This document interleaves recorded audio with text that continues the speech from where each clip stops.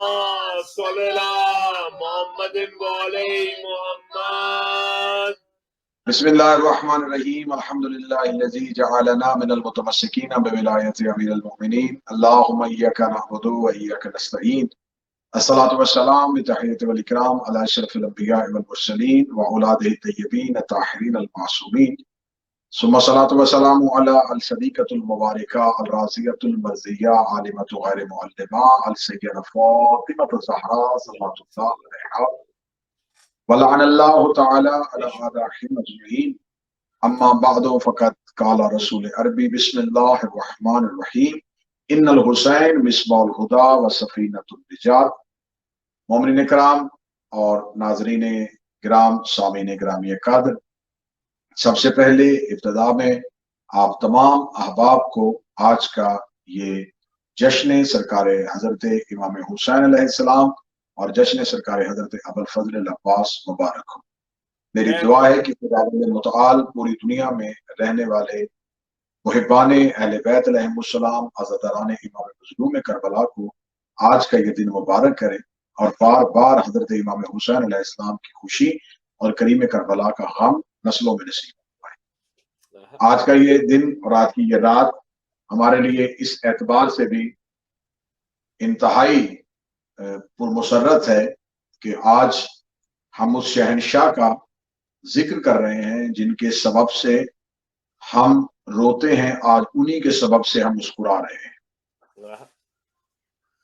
وہ کریم کربلا، وہ ہستی جس نے ہمیں اپنا غم عطا فرمایا، اس مالک کا یہ ہم پہ کرم ہے کہ جس نے ہمیں غم عطا فرمایا تھا اس نے ہی ہمیں آج یہ خوشی عطا فرمائی۔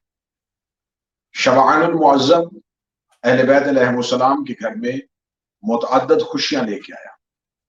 رسالت مآب صلی اللہ علیہ وآلہ وسلم کی ایک معتبر حدیث ہے، سرکار ختمی المرتبہ ارشاد فرماتے ہیں، سرکار نے فرمایا الرجب و شہر علی، رجب علی کا مہینہ ہے، شعبان الشہری، شعبان میرا مہینہ ہے، رمضان شہر اللہ، اور رمضان اللہ کا مہینہ ہے۔ رسالت مآب نے رجب کو مولا امیر المومنین سے منسوب کیا، رمضان کو خداوند کریم سے منسوب کیا، اور شعبان کو اپنے ساتھ منسوب کیا۔ جب ہم دیکھتے ہیں کہ رجب سرکار کی اس حدیث کے مطابق اگر مہینہ ہے رجب المرجب مولا علی کا، تو ہمیں اس کی ایک دلیل ملتی ہے کہ اس کی 13 رجب کو سرکار حضرت امیر المومنین ظاہری طور پہ دنیا میں تشریف لائے۔ اگر ہم دیکھیں کہ رمضان، تو رمضان اللہ کا مہینہ اس لیے کہ اس میں قرآن اترا تھا، اس میں لیلۃ القدر ہے، لیکن یہ سمجھ نہیں آتی کہ رجب تو مولا علی کی آنے کی وجہ سے علی کا مہینہ ہو گیا ہے، رمضان قرآن کے اترنے کی وجہ سے خدا کا مہینہ ہو گیا۔ شعبان میں نہ رسول کی آمد ہے، نہ رسول کی شہادت ہے، نہ رسالت مآب کی بعثت ہے، نہ رسالت مآب کی معراج ہے، نہ رسالت مآب کا اعلان ہے، نہ رسالت مآب کی ہجرت ہے۔ جب رسالت کے ساتھ کوئی ایک بھی واقعہ منسوب ہی نہیں، تو پھر ہم نے اس حدیث کو کیسے سمجھے کہ شعبان رسول کا مہینہ ہے؟ لیکن جب اس کا عرفان نظر آیا تو پھر یہی نظر آیا، شعبان کو رسول نے اپنے ساتھ اس لیے منسوب کیا کہ شعبان میں ایک محمد کئی بار آیا ہے۔ کیا رمضان المعظم میں صرف ایک محمد نہیں، ربیع الاول میں 17 ربیع الاول کو صرف اور صرف رسالت مآب آئے۔ شعبان المعظم وہ مہینہ ہے جس میں آل محمد کے گھر میں کئی محمد آئے۔ یہ شعبان المعظم جو دکھنے میں اسلام کا ایک مہینہ ہے، اس شعبان کو مبارک نہیں کہا گیا، اس شعبان کو کریم نہیں کہا گیا، اس شعبان کو معظم کہا گیا، اسے تعظیم والا کہا گیا، اسے عزت والا کہا گیا، اس لیے کہ اس شعبان کی پہلی شب تھی اور کائنات کی نگاہوں نے وہ منظر دیکھا کہ امیر المومنین کے گھر میں ایک ایسی شہزادی آئی جو علی کے گھر میں آ کے علی کی زینت بن گئی، جبکہ قرآن علی کے گھر میں آیا، قرآن علی کی زینت نہ بن سکا، جبکہ احد کا فاتح علی بنا، خیبر کا فاتح علی بنا، خندق میں مرد میدان علی بنا۔ وہ امیر المومنین جس نے کائنات میں تمام علوم پھیلائے، کائنات کی کوئی چیز ثرا سے ثریا تک، کائنات کی کوئی چیز شمس سے لے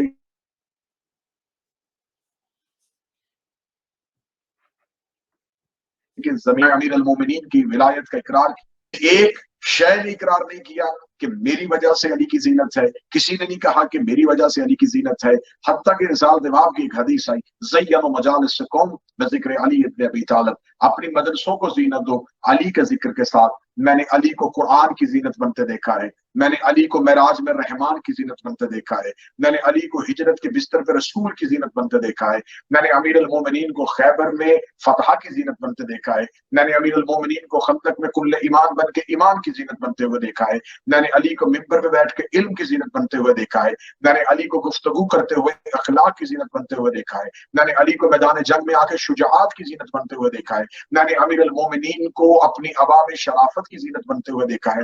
وہ امیر المومنین جو کائنات کی ہر چیز کی زینت ہے، وہ امیر المومنین کی کوئی چیز زینت نہیں بن سکی۔ وہاں وہ شہزادی ہے جس نے علی کے گھر میں آ کے علی کی زبان سے اپنا نام زینب نکلوا کے دنیا کو بتایا کہ اگر کائنات میں علی کی زینت ہے تو صرف علی کی بیٹی ہے۔ کیا بات ہے، کیا بات ہے، جیو قبلہ، تو صرف وہ صرف امیر المومنین کی یہ پاک شہزادی ہے، یہ امیر المومنین کی معظمہ شہزادی ہے، یہ وہ فاتح شام شہزادی ہے کہ جس کو عالمہ غیر معلمہ کہا گیا، جو بزت و بزت رسول ہے، جو رسول کے جگر کے ٹکڑے کے جگر کا ٹکڑا ہے، جو نور چشم الہی ہے، جو اللہ کی آنکھ کا نور ہے۔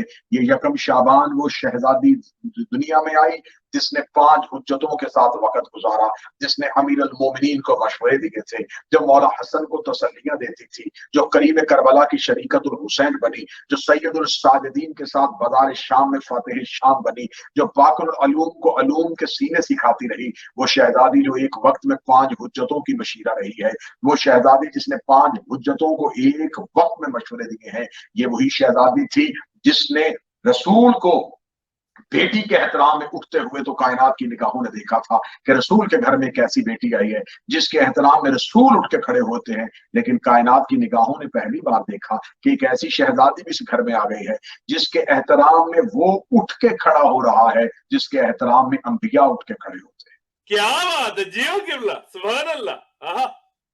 یکم شعبان المعظم منسوب ہو گیا شہزادی کے ساتھ، پھر یکم شعبان المعظم کے بعد پھر وہ سحر آ گئی، وہ صبح آ گئی جس میں کائنات کی نگاہوں نے مصطفیٰ کے ہاتھوں میں مصطفیٰ کو دیکھا، جس میں کائنات کی نگاہوں نے علی کے ہاتھوں میں علی کو دیکھا۔ کائنات کے بننے کا مقصد، سبب وجود کائنات، تخلیق کائنات کی زینت، وہ شہزادہ، وہ بادشاہ معظم 3 شعبان المعظم دنیا میں تشریف لائے کہ حضرت آدم سے خدا نے اپنے دین کا آغاز کیا تھا۔ حضرت آدم نے دنیا سے جاتے ہوئے پروردگار سے کہا میرے مالک تبلیغ کا حق ادا ہوا، لیکن میرے مالک مجھے دین کو نامکمل چھوڑ کے اس لیے جا رہا ہوں کہ میرے پاس دین کی تکمیل نہیں تھی۔ جناب نوح نے 950 سال تبلیغ کی، لیکن جناب نوح اس دین کے محافظ نہیں بن سکے۔ جناب ابراہیم نے آتش نمرود میں چھلانگ لگا دی، خلیل اللہ بن گئے۔ اسماعیل کی قربانی دے دی، خانہ کعبہ کی تعمیر کر دی۔ ابراہیم نے بتوں کو توڑ دیا، لیکن حضرت ابراہیم اتنا کچھ کرنے کے بعد بھی محافظ دین نہ بن سکے۔ پھر حضرت ابراہیم کے بعد حضرت اسماعیل آ گئے۔ حضرت اسماعیل نے ذبیح اللہ کا لقب پا لیا۔ حضرت اسماعیل نے خدا کی راہ میں قربانیاں دے کے ملت کو ایک تحفظ فراہم کیا، لیکن اسماعیل بھی دین کے محافظ نہ بن سکے۔ حضرت موسیٰ نے کوہ طور پہ پروردگار سے کلام کرنے کی زینت بخشی، لیکن موسیٰ محافظ دین نہ بن سکے، یعقوب محافظ دین نہ بن سکے، یوسف محافظ دین نہ بن سکے، حتیٰ کہ انبیاء چلتے چلتے حضرت عیسیٰ چرخے چہارم میں چلے گئے، لیکن چرخے چہارم میں جا کے بھی کہا میرے مالک تبلیغ تو مکمل کی ہے، لیکن تیرے دین کو اب بھی خطرہ ہے، تیرے دین کو اب بھی نقصان کا اندیشہ ہے۔ پھر رسالت مآب صلی اللہ علیہ وآلہ وسلم کائنات کا وہ سید المرسلین و ختم المرتبت اس انداز کے ساتھ زمانے میں آیا کہ خداوند متعال نے کہا اسے میں عالمین کی رحمت بنا رہا ہوں، اسے یاسین بنا رہا ہوں، اسے مزمل بنا رہا ہوں، اسے طٰہٰ بنا رہا ہوں، اسے مدثر بنا رہا ہوں، اسے کامل بنا رہا ہوں، اسے اکمل بنا رہا ہوں۔ پھر نور کائنات کا زمانے میں اپنے آپ کو منور کرنا تھا۔ زمانے نے سمجھا کہ شاید اب دین محفوظ ہو جائے گا، اب دین کو کوئی خطرہ نہیں تھا، کیونکہ جو آنے والا ہے وہ اسلام کا سب سے بڑا فاتح بن کے آ رہا ہے. وہ جو آنے والا ہے اس کی زبان سے خدا بولتا ہے. وہ جو آنے والا ہے اس کے لبوں کا نام قرآن ہے. وہ جو آنے والا ہے اس کی قسمیں خدا قرآن میں کھاتا ہے. لیکن کائنات کے نبی نے مکہ میں تکلیفیں برداشت کی, اذیتیں برداشت کی, کانٹے برداشت کیے, تکلیفیں برداشت کی, ہجرت کی صعوبت برداشت کی. کبھی خندق کا میدان دیکھا تو کبھی خیبر کا قلعہ دیکھا. کبھی ہر ایک میدان اور ہر ایک جنگ میں جا کے رسول فتح. لیکن کہیں بھی جا کے ایسا نہیں ہوا کہ کہہ دیا جائے کہ اب دین محفوظ ہو گیا. لیکن اس کے بعد مولا امیر المومنین نے دین کو اس انداز سے محفوظ کر دیا کہ مولا امیر المومنین کی ولایت آ گئی, مولا امیر المومنین کی حکمت آ گئی, مولا امیر المومنین کی شجاعت آ گئی. اس کے بعد مولا امام حسن کا عدل آ گیا, امام حسن کی قریبی آ گئی, امام حسن کی بزرگی آئی. لیکن ہاتھ نہیں آیا. 3 شعبان المعظم پھر کائنات کی نگاہوں نے اس محافظ اسلام کو دیکھا کہ جو ہی رسول کے ہاتھوں میں حسین آئے تو پروردگار کی آواز آئی, اے محمد ہم نے تمہیں بیٹا نہیں دیا, ہم نے تمہیں نواسا نہیں دیا, ہم نے تیرے ہاتھوں میں اسلام کو محفوظ کر دیا ہے. جو اسلام آدم سے لے کے حسن تک کے ہاتھوں میں آ کے اپنے آپ کو خطرے میں محفوظ کر رہا تھا, حسین نے 3 شعبان کو پہلی انگڑائی دی اور اسلام کی آواز آئی کہ مجھے قیامت تک کے لیے جس نے محفوظ کیا ہے اس بادشاہ کو حسین کہتے ہیں. نعرہ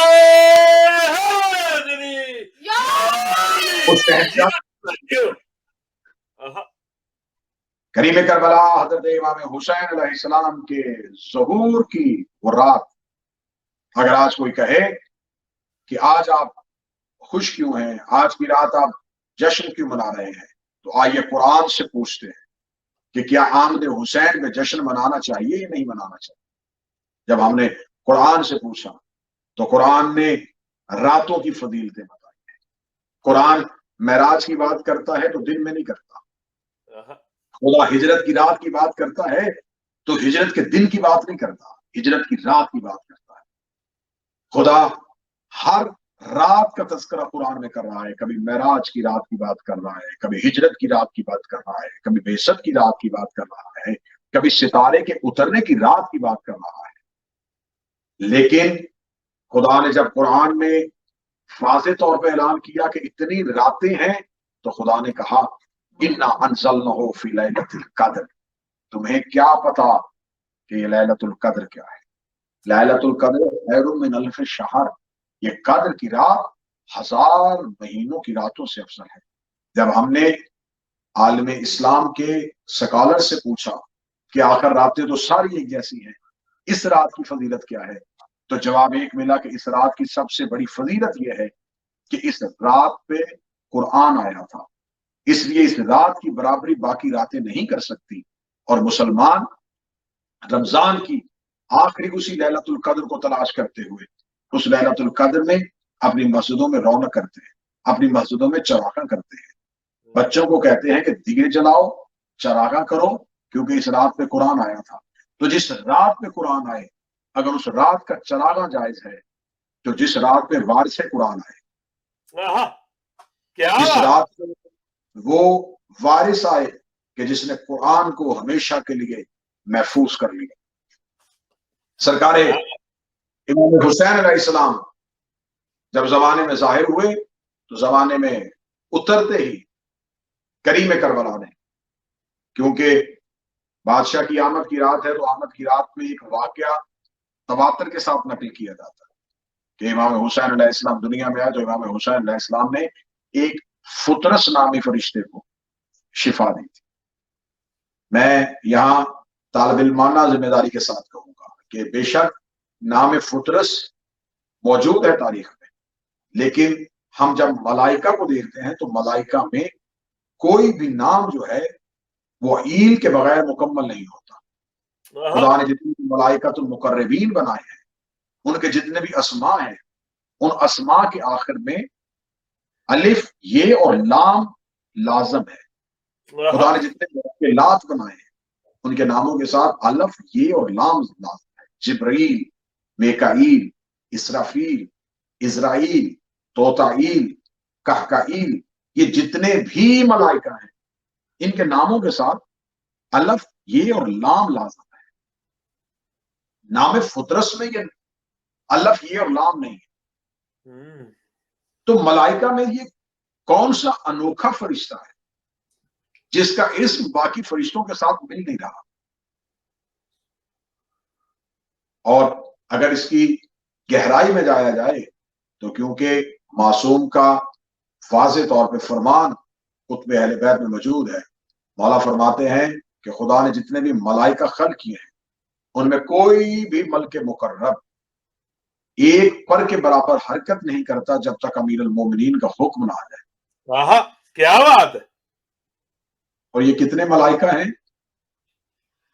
سمندر اگر آپ دیکھیں تو اس کی جتنی بھی لہریں ہیں اگر وہ ایک لہر ایک انداز میں ایک روش کے ساتھ بہ رہی ہیں تو خدا کہتا ہے کہ ہم نے سمندروں میں فرشتوں کو موکل بنا کے کھڑا کیا، ہم نے ہواؤں کے فرشتے پیدا کیے، ہم نے صحراؤں میں فرشتے پیدا کیے، ہم نے سورج کی تنابیں فرشتوں کے ہاتھ، ہم نے کائنات کے تمام جتنے بھی امور ہیں ان تمام امور کو چلانے کے لیے ملائکہ کو سونپا، اور جو میجر احکامات ہیں، جو مرکزی کردار ہے زمانے میں، مثلا سب سے بڑا مرکزی کردار آسمان کی خبر زمین پہ لے کے آتا، اس کے لیے خدا نے جس فرشتے کو خلق کیا اس کا نام جبریل ہے، اس کی یہ آسمان سے خبر زمین تک لے کے آتا ہے، یہ وحی پروردگار کو نبیوں تک پہنچاتا ہے۔ جس کے ہاتھ میں رزق ہے وہ نبی نہیں ہے، وہ ایک ملک مقرب فرشتہ ہے جس کو میکائیل کہتے ہیں، جس کے ہاتھ میں رزق کا پیمانہ ہے۔ اور یہ رزق کا پیمانہ کیا ہے کہ یہ چیونٹی سے لے کے سوریا تک کائنات میں ہر وہ چیز جس کو رزق کی ضرورت ہے اس تک رزق پہنچانا میکائیل کی ذمہ داری۔ سبحان اللہ۔ جس نے قیامت والے دن سور پھونکنا ہے اور اعلان کرنا ہے اور منادی کرنی ہے، اس ملک کا نام اسرافیل ہے، یعنی کہ خدا نے رزق کے لیے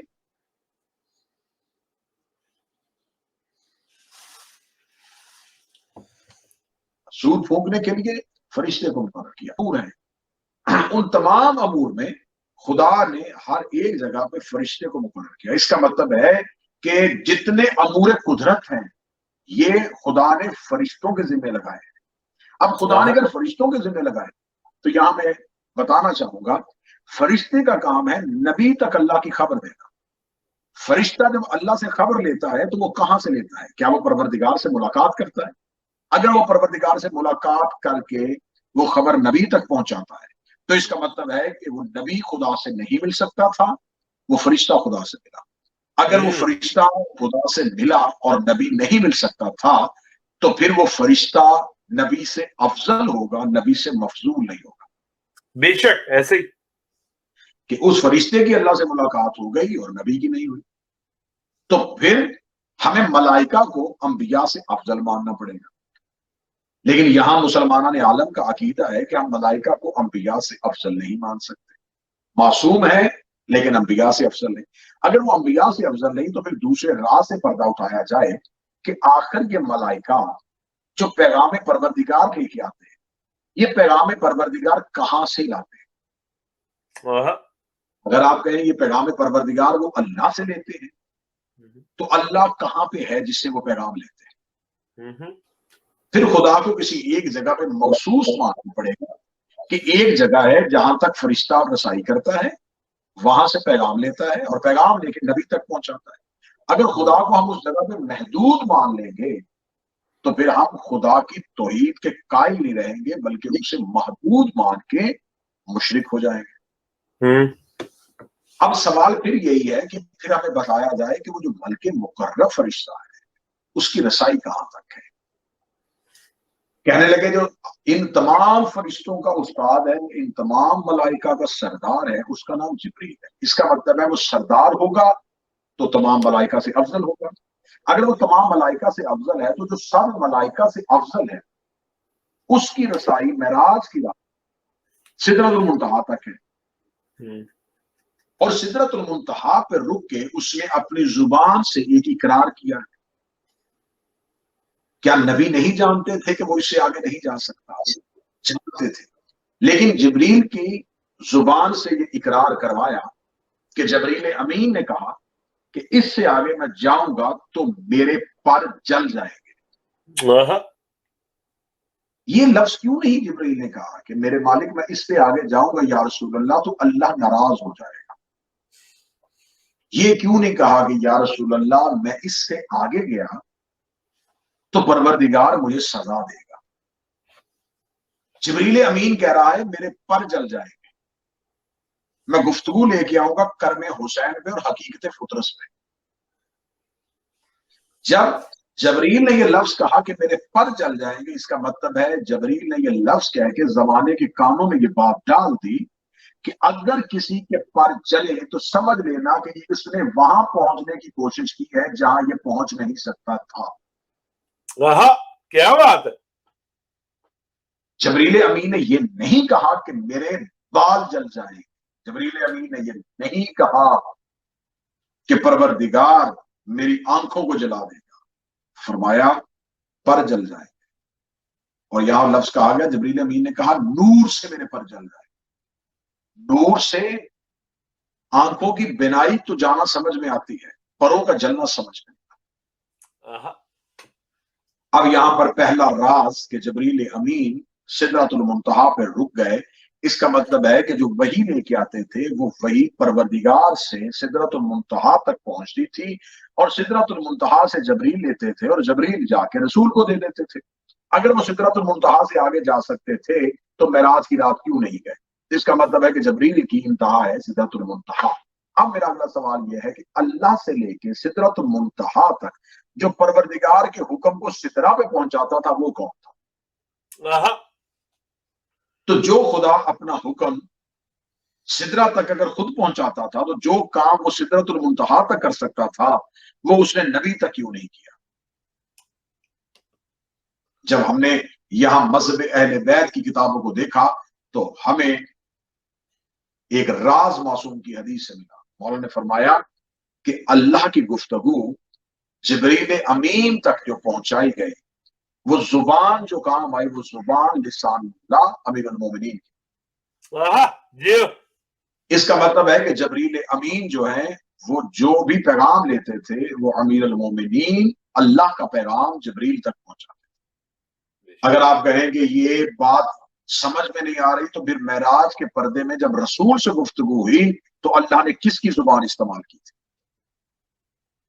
تو جو اللہ نبی سے گفتگو کرتے ہوئے علی کی زبان استعمال کرتا ہے تو یقیناً جبریل تک پیغام پہنچانے کے لیے بھی وہی زبان استعمال ہوئی۔ اب یہی وجہ ہے کہ الف یہ لام اس لیے ہے کہ مولا امیر المومنین کا جو عرش پہ نام ہے اس عرش پہ ایک نام ایلیا بھی ہے۔ سبحان اللہ۔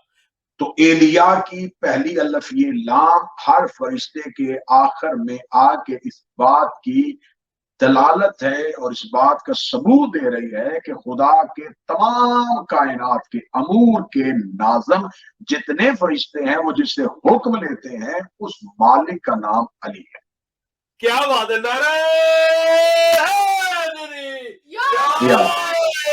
علی علی۔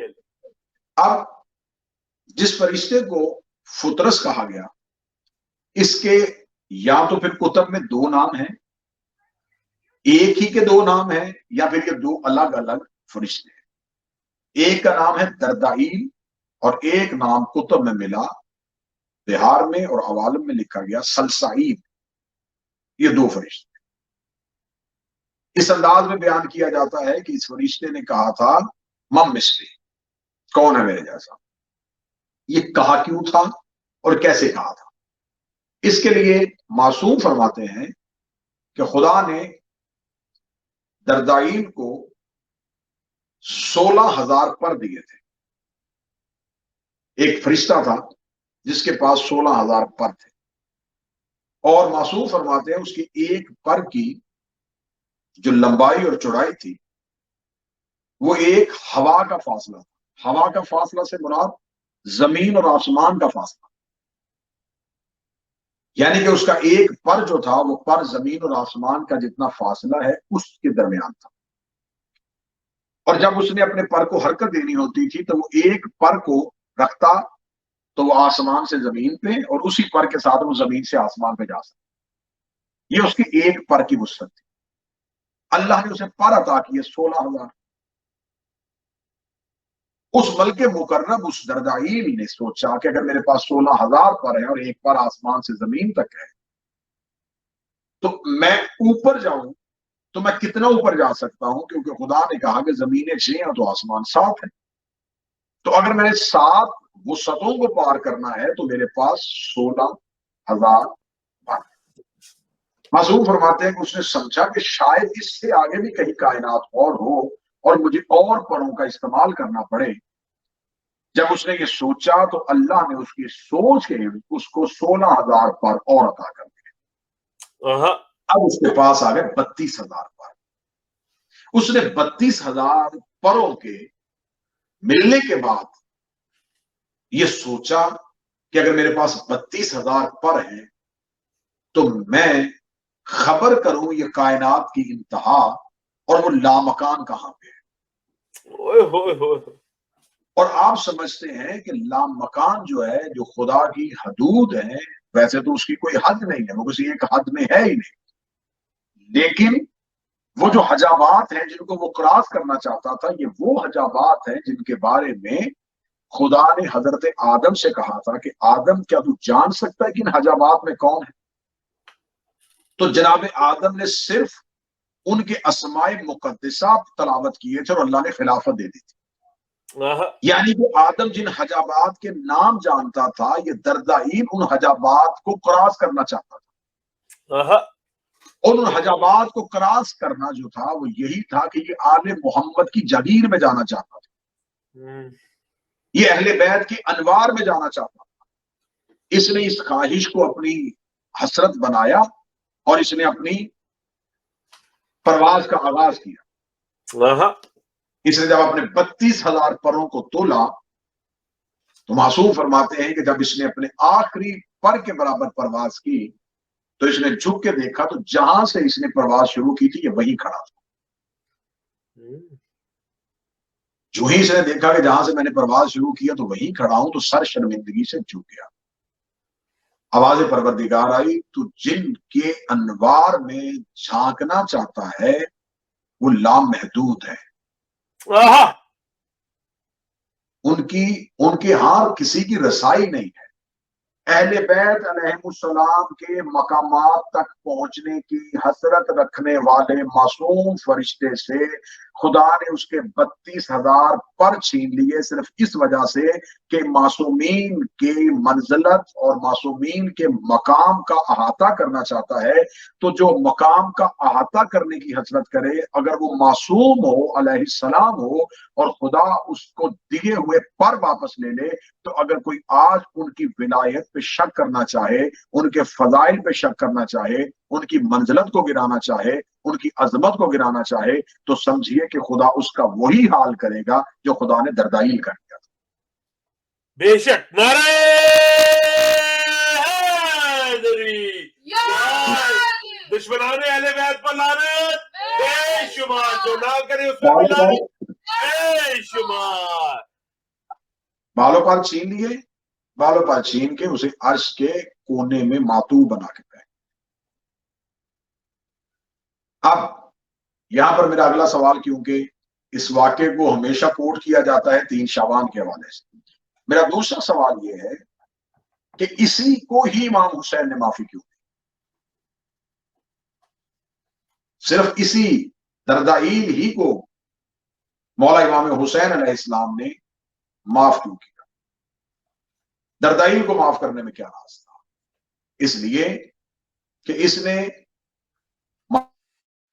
اہل بیت علیہ السلام کے اور انوار پروردگار کے اور خدا کے ان انوار کے جن کی وجہ سے یہ کائنات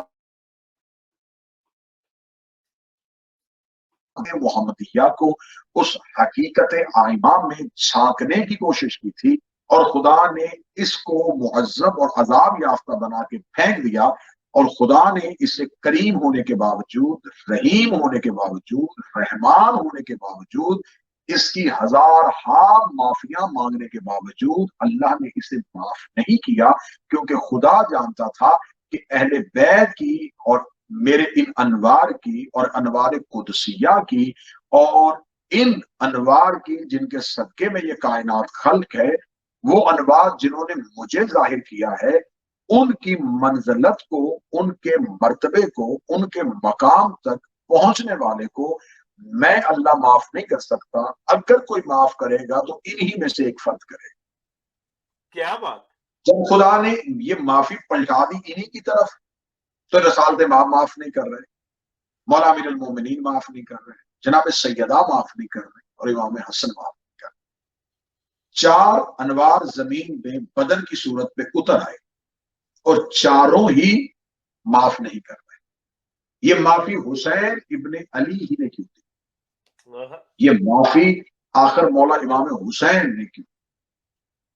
جو ہی دردائی، یہاں پر حدیث بہت تواتر کے ساتھ کتب اہل بیت میں نقل ہے کہ جو ہی 3 شعبان کی شب آئی تو خدا بند متعال نے عرش الہیہ پہ اپنے ایک ملک مقرب کے ذریعے یہ اعلان کروایا کہ کیوں آج کی شب دوزخ والوں پہ دوزخ کی آگ کو بجھا دیا جائے، جنت کے بام و در کو سجا دیا جائے، جنت کے دروازوں کو کھول دیا جائے، جنت کو مزید مزین اور آراستہ کیا جائے، جتنے حجابات قدسیاں ہیں ان کو ہٹا دیا جائے، جتنے انوار الہیہ ہیں ان کو روشن کر دیا جائے۔ تو ملائکہ اور ساکنان عرش نے پروردگار سے دریافت کیا کہ اے میرے پروردگار، یہ انتظام آپ نے پہلے کبھی نہیں کیا، یہ انتظام آج کیوں ہو رہا ہے؟ فرمایا اس لیے کہ یہ وہ شب ہے جس میں زمین پہ عرش کا حکمران جا رہا ہے، جس میں زمین پہ محافظ دین اتر رہا ہے، جس میں زمین پہ خلافت الہیہ کا بارس اتر رہا ہے، جس میں زمین پہ رسول کے گھر میں حسین اتر رہے ہیں۔ جبریل امین سے کہا گیا کہ ساکنان عرش کو لے کے، ملائکان جنت کو لے کے، سر پہ اپنے نورانی تاج رکھتے ہوئے، جنت کے خلت فاخرہ کو پہنتے ہوئے، جنت کے بام و در سے خوشبوؤں کو چراتے ہوئے میرے نبی کے گھر میں جاؤ، اور رسول کے دروازے پہ کھڑے ہو کے، جیسے عربوں کے ہاں رواج تھا کہ غلام بڑے گھروں میں آ کے کسی کے آنے کی خوشخبری اور خوشی کی خبر دے کے اور مبارکباد دے کے اپنی مرضی کے انعامات وصول کرتے تھے، فرمایا زمین کے اسی قانون کے مطابق میرے رسول کے دروازے پہ کہ اس سے پہلے کہ حسین کے آنے کی خبر سن کے کوئی مدینہ کا غلام آ جائے، کوئی مدینہ کا فقیر آ جائے، کوئی مدینہ کا مسکین آ جائے، تو میں اسے اپنے حسین کی توہین سمجھوں گا کہ حسین کی پہلی مبارکباد لینے کے لیے زمین کے گنہگار انسانوں میں سے کوئی گیا، مبارکباد دینے کے لیے بھی کوئی جائے گا تو اس کا عرش بری کا ہونا ضروری ہے، وہ ساکن عرش بری ہونا چاہیے۔ جب جبریل امین ان تمام مخلوقات کے ساتھ زمین پہ اتر رہے تھے تو جہاں سے گزرے وہاں سے دردائیل کو یا سلسائیل، یہ 2 نام ہے، میں بار بار ریپیٹ کر رہا ہوں، یا 2 الگ فرشتے ہیں، اس کا راز معصومین کے علاوہ کوئی نہیں جانتا، لیکن دردائیل کے ساتھ بھی یہ واقعہ منسوب ہے اور پھر سلسائیل نامی فرشتے کے ساتھ بھی یہ واقعہ منسوب ہے۔ ہو سکتا ہے کہ سلسائیل ایک اور فرشتہ ہو اور اس کا قصور یا جرم کوئی اور ہو، لیکن یہ دونوں نام کتب اہل بیت میں آئے۔ جو ہی جبریل امین نے گزرتے ہوئے اس کو دیکھا تو جبریل امین سے اس نے پوچھا کہ میں نے کبھی بھی کائنات میں یہ انتظام نہیں دیکھا، جب سے میری خلقت ہوئی ہے اس وقت سے لے کے آج تک میں نے ایسا انتظام نہیں دیکھا کہ جنت کے بام و در سجائے گئے ہوں، یا خدا نے پورے عرش کو چھٹی کر دی ہو، خدا نے پورے عرش کو خالی کر دیا ہو، آج پورے کا پورا عرش کے ساکنان زمین پہ کیوں اتر رہے ہیں، یہ وجہ کیا ہے؟ فرمایا کہ محمد مصطفیٰ کے گھر میں ان کا ایک پاک شہزادہ آیا، اتنا کہنا تھا، یا دردائیل نے کہا کیا مجھے بتا سکتا ہے کہ اس کا نام کیا ہے؟ فرمایا کہ اس کا نام نامی اسم گرامی خدا نے اپنے نام سے مشتق کر کے حسین رکھا ہے، لفظ حسین کی نون ختم نہیں ہوئی تھی۔ یا دردائیل نے انگڑائی لے کے کہا کہ باخدا یہی میرا مسیحا ہے، باخدا یہی وہ ہے جو میرا نجات دہندہ ہے، یہ وہی ہے جو مجھے اس عذاب سے بچائے گا، یہ وہی ہے جو مجھے معاف کرے گا۔ جبریل امین نے دردائیل سے یہ راز پوچھا، مجھے بتا اس سے پہلے اتنے معصومین زمین پہ اترے، تو ہر معصوم کے نام کو جانتا تھا لیکن تو نے کسی کو اپنا مسیحا نہیں کہا، آخر تو آج یہ نام سنتے ہی کیوں کہہ رہا ہے کہ یہ میرا مسیحا ہے؟ تو جبریل امین کے اس صدا پہ دردائیل نے کہا کہ پہلے دن سے جب مجھ پہ یہ عذاب نازل ہوا، جب خدا نے مجھے معتوب کیا، جب خدا سے توبہ کرتا تھا، جب خدا مجھ سے ناراض ہو گیا تھا، تو میں یہیں بیٹھ کے پروردگار کی تسبیح کرتا تھا، میں خدا سے معافی کی درخواست مانگتا تھا، لیکن خدا میری معافی کو سن نہیں رہا تھا۔ بارگاہ عزتی میں گڑ گڑا کے دعائیں کرتا تھا، رو رو کے کہتا تھا پروردگار مجھے بتا تو مجھے معاف کیسے کرے گا۔ اسی حالت میں ایک دن سجدے کی حالت میں تھا کہ میں نے دیکھا کہ سجدے کی حالت میں ایک نور ہے جس کا حالہ میرے گرد آیا ہے، جس کا دائرہ میرے گرد آیا ہے۔ تو میں نے سمجھا کہ شاید پروردگار کو مجھ پہ رحم آ گیا ہے، تو میں نے پروردگار عالم سے پوچھا، اے پروردگار کیا تم مجھے بتا سکتا ہے تو مجھ پہ راضی ہو گیا ہے؟ آواز پروردگار آئی، میں تم سے کل بھی ناراض تھا، میں تجھ سے آج بھی ناراض ہوں، کیونکہ تو نے اہل بیت کی عظمت اور مقامات کو جاننے کی کوشش کی تھی، اور وہ خدا تو ان کے معاملے میں اتنا محتاط ہے کہ یونس اگر ولایت میں ہلکا سا تعامل کرتے تو وہ 40 دن کے لیے نبی کو مچھلی کے پیٹ میں بھیج دیتا ہے۔ وہ خدا تو اہل بیت کے معاملے میں اتنا محتاط ہے۔ تو خدا متعال نے کہا کہ میں تجھے معاف نہیں کر رہا، تو آواز پروردگار آئی۔ آواز پروردگار کے آنے کے بعد دردائیل نے پوچھا یہ نور کا حائلہ کیسا ہے، یہ نور کا دائرہ کیسا ہے؟ آواز آئی کہ آج جہاں پہ تو رکا ہوا ہے یہاں سے میرا ایک نور گزرا ہے، اس نور کی پرچھائی تیرے اوپر پڑی ہے، اس نور کی پرچھائی کا پڑنا تھا یا تیرے وجود میں سکون آیا ہے، تجھے ایسے لگا تو معاف ہو گیا ہے۔ اس نے جس کی پرچھائی میں یہ اثر ہے مجھے صرف اس کے اسم کا بتا دے، اس کا نام کیا ہے؟ پروردگار نے کہا کہ جتنی عبادت تو نے کی ہے اس کی معافی تو نہیں بنتی، صرف اس عبادت کی وجہ سے تجھے اس اسم کا بتا دیتا ہوں۔ تو خدا نے جو مجھے اسم بتایا تھا وہ اسم حسین تھا۔ اس دن سے لے کے آج تک میں پروردگار کی جب بھی تسبیح پڑھتا ہوں میں صرف حسین کہتا ہوں، صرف حسین کہتا ہوں۔ میں آج لمحہ ایک ہی تسبیح زبان پہ جاری کرتا ہوں جس اسم کو حسین کہتا ہوں۔ تو حسین نام میری تسبیح ہے، جو بھی میں نے تیری زبان سے سنا کہ وہ جو تسبیح میں اتنے مسلسل عرصے ہزاروں سال سے کر رہا ہوں وہ خود دنیا میں آ گیا ہے، تو جس کی تسبیح کرتا ہے میں اس سے ملنا چاہتا ہوں۔ دردائیل کی یہ حسرت تھی یا جبریل امین نے پروردگار سے بھی نہ پوچھا؟ جبریل امین نے کہا یہ یقیناً خدا نے اسے اس اسم کی معرفت دی ہے تو خدا اسے اس اسم کے مالک سے ملوانا بھی چاہتا ہے۔ دردائیل کو اٹھایا، جبریل امین پروردگار کے حکم کو لیتے ہوئے یوں زمین پہ اترے۔ زمین پہ اترنا تھا یا رسالت باب نے دیکھا جبریل امین کے ہاتھوں میں کوئی ملک ہے، فرمایا کیا دردائیل کو لے کے آیا ہے؟ جی یا رسول اللہ دردائیل کو لے کے آیا۔ فرمایا یا رسول اللہ آپ کو خبر ہے کہ دردائیل آ رہا ہے؟ فرمایا جب سے حسین زمین پہ ظاہر ہوئے ہیں تو حسین ابن علی نے کہا کہ میرا پہلا معتوب وہ آ رہا ہے جو عرصہ دراز سے میرے اسم کی تسبیح کر رہا ہے، لہٰذا اس تسبیح کی وجہ سے حسین ابن علی نے اسے معاف کر دیا۔ تو میرا یہاں آج کی شب حسین کے عزاداروں سے اور حسین کے ماتمیوں سے یہ التجا ہے کہ اس میں حسین کی تسبیح کرو تو حسین شفاعت کر دیتا ہے، اس میں حسین کی تسبیح کرو تو حسین معاف کر دیتا ہے۔ یہی وجہ ہے ہم جانتے ہیں ہم گناہ گار ہیں، ہم جانتے ہیں ہم خطا کار ہیں، ہم جانتے ہیں ہم سے غلطیاں بھی ہوتی ہیں، لیکن دنیا میں 50 40 10 یا 20 سال جتنی دیر زندگی ہے صرف یا حسین کہتے ہیں، بس یا حسین کہتے ہیں۔ اس لیے کہ قیامت والے دن جب اس نور حسین کے سامنے جائے، جیسے 3 شبان کو دردائیل آیا تھا، اس میں حسین کی تسبیح کے ساتھ اگر دردائیل کو زمین پہ بلا کے حسین معاف کر سکتا ہے تو اپنے عزاداروں کو عرش پہ بلا کے حسین ان کی شفاعت بھی کر سکتا ہے۔ لبیک یا حسین، لبیک یا حسین، لبیک یا حسین، نعرہ حیدری یا علی علی علی علی علی۔ اس میں حسین کی تسبیح کے ساتھ اللہ کا مطلوب، اللہ کا مقصود، جسے اللہ نے غضب نازل کیا ہو، جس پہ اللہ ناراض ہوا ہو۔ یہ ساری کہانی تھی کیا، یہ سارا راز تھا کیا؟ پروردگار نے ایک ایگزامپل، ایک مثال قائم کی کہ اگر اللہ ناراض بھی ہو جائے تو زمین پہ اگر کوئی معاف کر سکتا ہے تو اسے حسین کہتے۔ کیا بات، کیا بات۔ اللہ کے پکڑے ہوئے کو اگر کوئی چھڑوا سکتا ہے تو اسے حسین کہتے۔ مولا حسین نے سفارش نہیں کی، مولا حسین نے یہ نہیں کہا کہ میرے پروردگار میں سفارش کرتا ہوں اسے معاف کر دے۔ ہر نبی کا معجزہ اس نبی کی زندگی تک تھا۔ حضرت عیسیٰ صرف بنی اسرائیل کے لیے مسیحا تھے، خدا نے ید بیضا دیا تھا، ایک روشن ہاتھ دیا تھا، حضرت عیسیٰ کوڑی کو شفا دے دیتے تھے، اندھے کو آنکھیں دے دیتے تھے۔ حضرت عیسیٰ کے سامنے ایک شخص، اے اللہ کا نبی میری آنکھوں سے بینائی چلی گئی۔ حضرت عیسیٰ نے ان کی آنکھوں پہ ہاتھ پھیرنا تھا، اس نے کہا تیری عزت کی قسم میری آنکھوں سے اب بھی بینائی نہیں ملی۔ جناب عیسیٰ نے سر سجدے میں رکھ کہا میرے مالک معجزہ واپس تو نہیں ہو گیا؟ فرمایا معجزہ واپس نہیں ہوا، یہ شخص بنی اسرائیل کا نہیں، تیری نبوت کا دائرہ بنی اسرائیل۔ حضرت ابراہیم پہ خدا بڑا راضی تھا، انہیں اپنا خلیل بنایا، فرمایا انی جاعلک للناس اماما، ابراہیم ہم نے صرف تمہیں انسانوں کا امام بنایا ہے، تو جنات کا امام، تو ملائکہ کا امام ہے۔ ہر نبی کی ایک حدود تھی، ہر نبی کا ایک رقبہ تھا، ہر نبی یا قبیلے کا نبی ہوتا تھا یا قوم کا نبی ہوتا تھا۔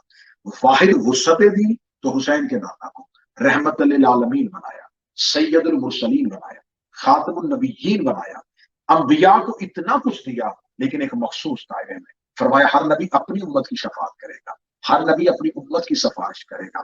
حسین ابن علی اللہ کا وہ واحد شافع ہے جو آدم کے خلق ہونے سے پہلے کے مجرم سے لے کے قائم کے زمانے کے آخری مجرم تک، جو حضرت آدم سے لے کے قائم تک ہر دور کے مجرم کو معاف کر سکتا ہے، اس قاضی کو حسین کہتے ہیں۔ کیا بات ہے، نعرہ حیدری یا علی، یہ قبلہ جی، سبحان اللہ۔ یہ ہے حسین ابن علی کا کرم۔ اگر کرم حسین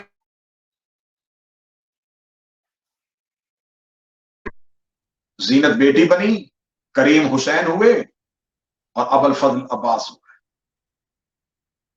2 یا 4 جملے سرکار باب الحوائج ابوالفضل عباس میں پڑھنے کے لیے ضروری سمجھوں گا کہ اس جشن کو منسوب کیا ہوا ہے کریم کربلا کے ساتھ اور مالک وفا کے ساتھ۔ گفتگو حضرت عباس پہ ہو تو ہو کیسے، کیونکہ حضرت عباس کو جب بھی پڑھا گیا حضرت عباس کی خاموشی کو عباس کی شجاعت سمجھا گیا۔ میں تو اس انداز میں کہا کرتا ہوں کہ عباس کی جرت کا قرآن تو احترام حسین میں غلاف سے باہر آیا ہی نہیں۔ بے شک کیا کہنے اس باب الحوائج ابوالفضل العباس کے، جس کو فضل کا مالک بنا کے خدا نے زمین پہ اتارا، رسول کے گھر میں حسن جیسا بیٹا، حسین جیسا بیٹا، بطول کی گود کے پلے ہوئے، امیر المومنین کے شہزادے۔ اب مولا عباس پہ اس جملے سے بڑھ کے اور کیا جملہ پڑھا جائے؟ حسنین جیسے بیٹوں کے ہوتے ہوئے اپنے دونوں بیٹوں کو زانو پہ ان کے سر رکھ کے اور دعا کے ہاتھ مانگ کے بطول جس کی دعا مانگے اسے عباس کہتے۔ کیا بات ہے قبلہ، کیا بات ہے، سبحان اللہ۔ جی حسنین کے سر زانو پہ رکھ، ہاتھ دعا کے اٹھائے، 2 حجتوں، 2 امام کے سر زانو پہ ہوں، ہاتھ حجاب الہیہ کے ہوں، آمین لسان اللہ کہے، حسرت محمد رسول اللہ کی ہو، محمد رسول اللہ کی حسرت، علی ولی اللہ کی آمین، تمنائے بطول، وسیلہ حسنین، یہ ساری چیزیں ملے تو عباس ملتا ہے۔ نعرہ حیدری یا علی، جیو قبلہ، بہت خوب، سبحان اللہ۔ کون عباس؟ اس عباس کے بارے میں کیا کہا جا سکے کہ علی کے صحن میں کون چلتا تھا؟ کیونکہ سید صاحب نے 13 رجب کے حوالے سے مجھے بارہا یہ کہا کہ تحت اللفظ کے ساتھ آپ نے امیر المومنین پڑھا تھا، تو میں اسی بات کو آگے بڑھا کے کہوں گا کہ رسول کی رحمت، علی کی شجاعت، حسن کی شرافت، حسین کی کریمی، سجاد کی عبادت، باقر کا حلم، جعفر کی صداقت، موسیٰ کاظم کی عطا، امام رضا کی رضا، تقی کا تقوی، نقی کی ہیبت، عسکری کی جرت، قائم کی غیبت، حمزہ کا روح، ابو طالب کا تقوی، عبد المطلب کا معیار، عبداللہ کی شرافت، یہ ساری چیزیں جب ایک پیکر میں ڈھل کے علی کے گھر کے اندر چلیں تو اسے عباس کہتے ہیں.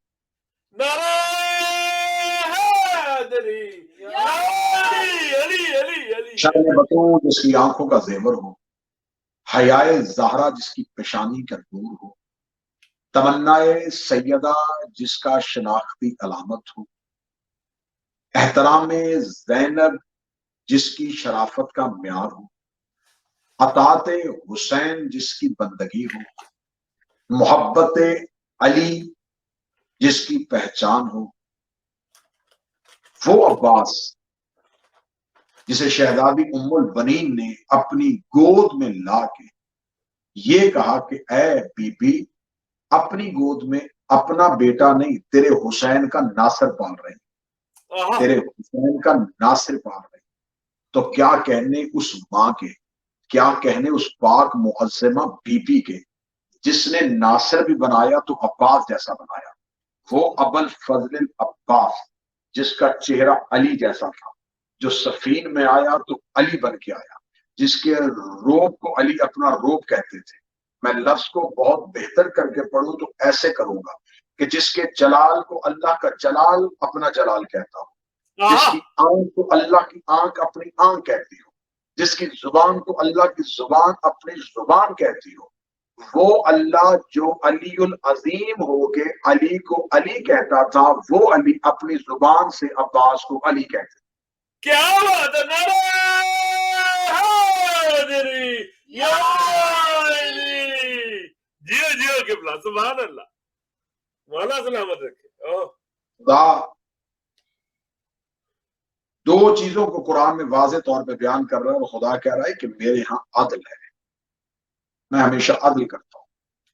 خداوند متعال نے ہمیشہ عدل کیا، قیامت والے دن بھی خدا کہتا ہے کہ میں عدل کرتا ہوں.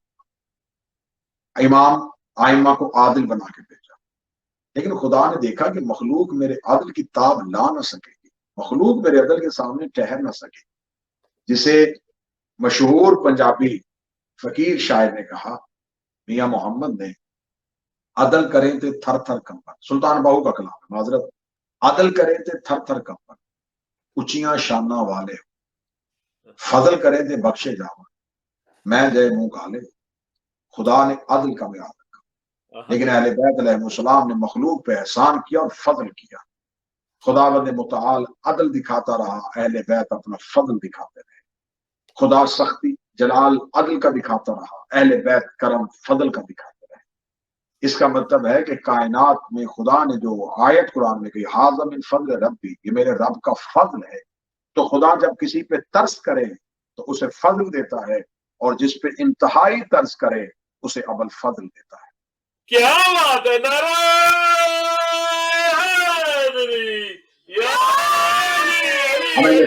ہماری حاجتیں، ہماری امیدیں، ہماری آسیں، ہماری دعائیں خداوند متعال پوری کرتا ہے. تو سخی عباس کے وسیلے سے حضرت باب الحوائج ابوالفضل العباس، کیونکہ یہ کرم تھا کہ سیدہ کے دو بیٹوں کو تو جوانان جنت کا سردار بنا دیا، سیدہ کے دو بیٹوں کو تو کائنات کا مالک بنا دیا. حق بنتا تھا کہ جب دو زہرا کے بیٹے سرداران جنت ہوں تو پھر تیسرا زہرا کا بیٹا باب الحوائج ہونا چاہیے. بے شک. میں اس وقت کربلا معلیٰ میں موجود ہوں، اور بالکل سرکار باب الحوائج ابوالفضل العباس کے نوری محل کے قرب میں اس وقت مالک نے ہمیں یہ شرف بخشا ہوا ہے. تو یہاں آ کے اس شرف کو اگر کوئی اپنی آنکھوں سے دیکھے تو یہ باقاعدہ اندازہ ہو جاتا ہے کہ مولا حسین کے حرم کے سامنے جو اپنا خدائی دفتر کھول کے بیٹھا ہو، مولا حسین کے حرم کے سامنے جو اپنے آپ کو باب الحوائج کہلوا رہا ہو، حسین کے ہوتے ہوئے جو حاجتوں کا دروازہ ہو، مولا کریم کربلا کے ہوتے ہوئے جس کو باب الحوائج کہہ کے سلام کیا جائے، تو پھر اس عباس کی فضیلت کیا ہوگی. میری دعا ہے خداوند متعال آپ سب کو، سننے والوں کو، دیکھنے والوں کو جلد از جلد کربلا بلائے، اس پاک اور مقدس شہر کی زیارت نصیب فرمائے.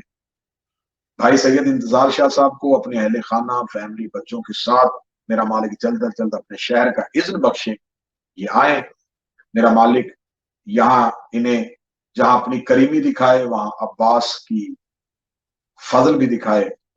باب الہوائی سرکار حضرت ابو الفضل العباس آج بھی کائنات میں اسی انداز سے حاجات پوری کر رہے ہیں، جیسے کہ اگر آج کوئی شخص کہے کہ ہم نے حاجت مانگنی ہے تو خدا بغیر ہاتھ کے کیسے دیتا ہے، عباس دے کے بتاتا ہے کہ وہ کیسے دیتا ہے۔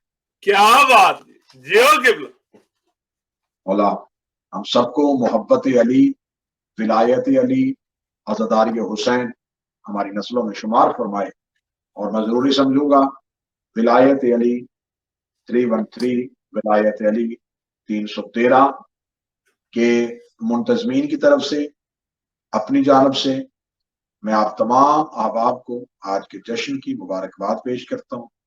مالک ہر مومن کو لاکھوں خوشیاں دیکھنا نصیب فرمائے، تمام کو اہل بیت کے غم کے سوا کوئی غم نہ دے، اور اگلی بڑی دعا کہ میرا مالک جلد از جلد آپ کو کربلا بلائے۔ اور دوسرا اہم اعلان اس ولایت علی چینل کے توسط سے اپنی ذاتی جانب سے، پاکستان میں حالیہ دنوں میں پشاور میں جو شیعہ مومنین نمازیوں کو بے گناہ شہید کیا گیا اور انہیں سجدہ الہی میں شہید کیا گیا، ہم مطالبہ کرتے ہیں حکومت پاکستان سے کہ ان دہشت گردوں کو جلد از جلد گرفتار کریں، انہیں کیفر کردار تک پہنچائیں، اور میرا مالک شہداء کے جتنے بھی ورثہ ہیں انہیں صبر عطا فرمائے، جن ماؤں کے لال چلے گئے انہیں حوصلہ عطا فرمائے، جن بچوں کا باپ چلا گیا میرا مالک ان پہ مہربانی فرمائے، ان کے لیے اسباب مہیا فرمائے، اسباب میسر فرمائے۔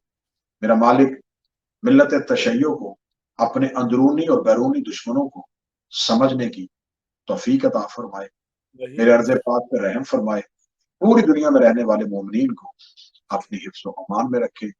انشاءاللہ 2 دن بعد جناب سید الساجدین کے ظہور کے جشن کو عبادت اور زین العابدین کے عنوان کے ساتھ لے کے آپ کے سامنے حاضر خدمت ہوں گے۔ تب تک آپ مجھے اجازت دیجیے، میں آپ کو اپنی دعا میں یاد رکھوں گا، آپ مجھے اپنی دعا میں یاد رکھیے گا۔ السلام علیکم یا